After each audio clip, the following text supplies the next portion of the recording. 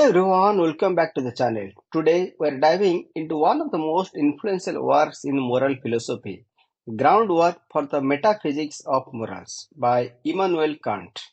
This book might sound intimidating, but don't worry. By the end of this video, we'll break down Kant's ideas into something clear and practical. Kant's central focus is on ethics, what is right and wrong, and how we should act in the world. So, if you have ever wondered about the foundation of morality, this one is for you. Let's jump in. Kant begins by stating that the only thing good without qualification is the goodwill. Sounds simple, right? But what does that mean? Well, Kant argues that a will that acts out of duty, guided by moral principles, and not by desires or consequences. It is about doing the right thing because it is the right thing to do. This brings us to the heart of Kant's philosophy, the categorical imperative. This is his rule for determining what actions are morally right. Basically, it is this: act only according to the maximum which you can. At the same time, will that it should become a universal law. Let's make it even simpler. Ask yourself, if everyone did this, would it still be okay? That's what the categorical imperative asks. Next, Kant dives into the duty. What exactly does it mean to have a moral duty? For Kant, duty is not about feeling good or achieving a certain result. It is about acting because we must, because it's the right thing to do.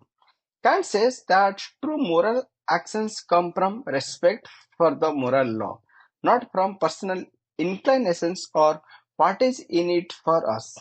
Imagine you are holding the door open for someone. It is not because you will get praised, but because it is your moral duty to be considered and kind. That is the key distinction in Kant's ethics.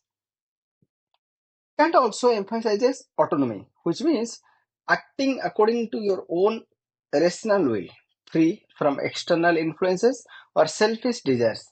For Kant, moral agents are not just people who follow rules, they're individuals who choose to act in line with those rules because they recognize their duty. Freedom, then, is not about doing whatever we want.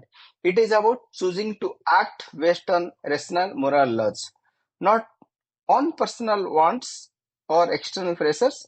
This makes morality a matter of personal responsibility and choice. Kant introduces the concept of the kingdom of ends, which is a community where everyone treats each other as ends in themselves, not as means to an end. In simple terms, this means respecting everyone's intrinsic value and treating them with dignity. So imagine a world where people don't use each other for personal gain. In the kingdom of ends, people act in a way that honors the worth of others and everyone is treated with respect. It is an idea, it is an ideal moral society, and Kant believes we should strive it for by the following categorical imperative. Kant further refines his philosophy with the formula of universal law. This is his second version of the categorical imperative, and it goes like this: act only according to that maxim where you can at the same time will that it should become a universal law. What this means is, before doing anything, ask, could I imagine everyone in the world doing this? If the answer is yes, it is morally acceptable. If the answer is no, then it is a no-go. This formula helps us test our actions to see if they align with universal moral principles. So that's a quick breakdown of groundwork for the metaphysics of morals. Kant's philosophy is all about duty, respect for others, and acting according to universal moral laws. By living with a good will, respecting the autonomy of others, and treating everyone as an end in themselves, we can build a more just and more moral world.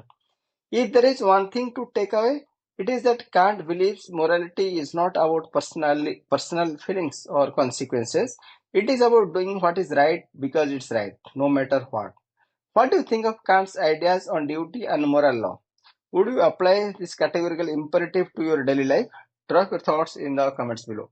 If you enjoyed this breakdown, don't forget to like, subscribe, and share this with someone who loves philosophy. Until next time, remember, doing the right thing is the foundation of a moral life. Live by your principles, and the world will follow you.